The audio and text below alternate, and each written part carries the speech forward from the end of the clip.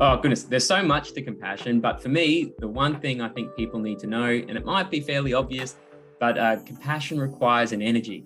It requires an energy for us to take some kind of action, whether that action be around alleviating emotional suffering, physical suffering, or helping with a lack of resource, so someone without a home perhaps, or someone without food.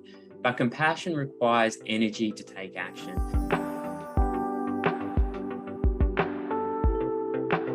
At the moment, in Australia, the person that really stands out for me is someone called Craig Foster.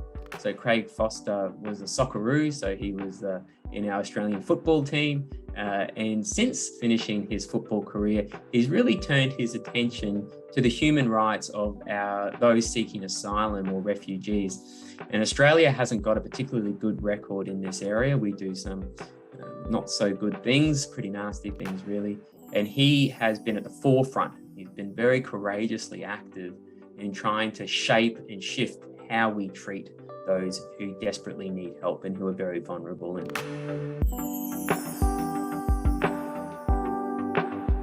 So my area of work is I'm a psychologist, a clinical psychologist. I work at the University of Queensland as a researcher and academic.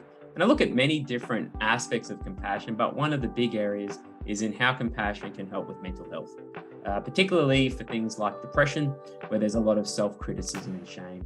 And what we find in the work that we do is if we can get people to start to consider and begin to relate to themselves with more compassion, we can start to shift how they talk to themselves, treat themselves, and relate to themselves, where they start to shift from attacking themselves with criticism when something goes wrong or there's a disappointment, and rather start to encourage themselves, reassure themselves, and validate their distress, and then look at ways where they can really help in a positive way. But I think a compassionate world would make you feel connected, would make you feel like people care for you. And at the moment, I get a sense that there's a lot of people who don't feel like there's a lot of interest or care shown towards them. And so I think a compassionate world would mean people would feel like they're cared for, they feel connected, but equally people would be willing to make compromises to help support each other. And when we make compromises to support each other, we can both benefit, but equally, there comes a great joy when you see something you've done, perhaps a sacrifice you've made, has given someone else, perhaps not in as equally good position, an opportunity to flourish.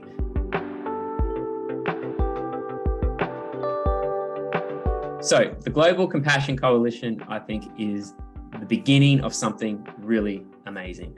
If we want to see real change in the area of compassion, we need energy. We need people to be enthused and bring forth that energy so we can start to listen and hear what people are valuing as being important things that we need to look at and bring compassion into.